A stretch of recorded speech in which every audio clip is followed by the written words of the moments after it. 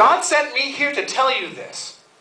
Zechariah wants the angel known as God's personal messenger. If they had email, Gabriel's like the server. He didn't believe. Zechariah didn't believe. He had no faith. Mary does the opposite. How will this be since I'm a virgin? She's saying, listen, Gabriel, I know how this pregnancy thing is supposed to work. I'm a virgin. People will ask questions. What do I tell them? What do I answer them? Mary has questions. Zechariah has unbelief. There's a big difference. It's okay to have questions. I have questions. The longer I spend in Bible college, the more questions I get. I'm sure if you'd ask Daryl, he'd tell you the same thing. He's got questions too. Ask any of the leaders of River City Church, and I will almost guarantee you that each one of them has questions. Nobody ever becomes a Christian because they have a complete and total understanding of God, Jesus, and this book.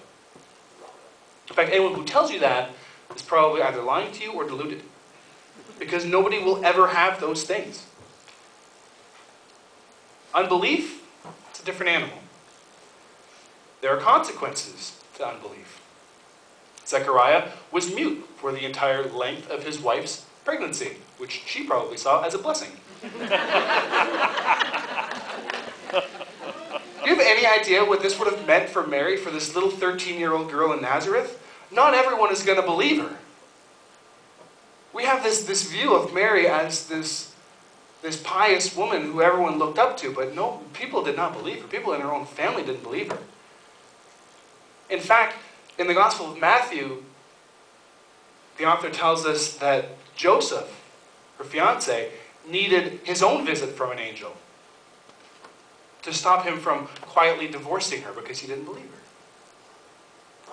Mary would have been ridiculed, chastised, called a tramp, called a whore, and probably much worse. And if you think it's hard to hear that kind of thing in a church, picture yourself as a 13-year-old girl who's carrying the Savior of the world. But she knew this from the get-go. As soon as Gabriel explains that Mary will still be a virgin when Jesus is born, she knew it was coming. She knew. Nobody was going to believe her. And that she would have to endure hardships and cruelty. And she agrees anyway. Verse 38, and Mary said, behold, I am the servant of the Lord. Let it be to me according to your word. And the angel departed from her. She's 13. Last week, Daryl mentioned Pastor Mark Driscoll from Mars Hill Church in Seattle. What some of you may not know is that Mark is going through a sermon series on the book of Luke that gets into quite a bit much more depth than what we're doing. We actually named our series after his series, and he's taking 3 years.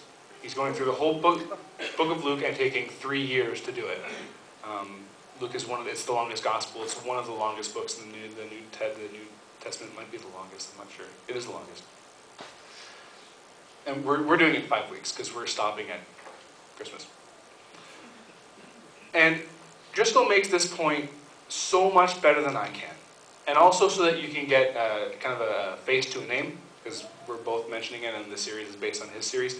I'm going to play a 2-minute clip from Mark's sermon on this same topic that I'm preaching. And then I'm going to come back and wrap up.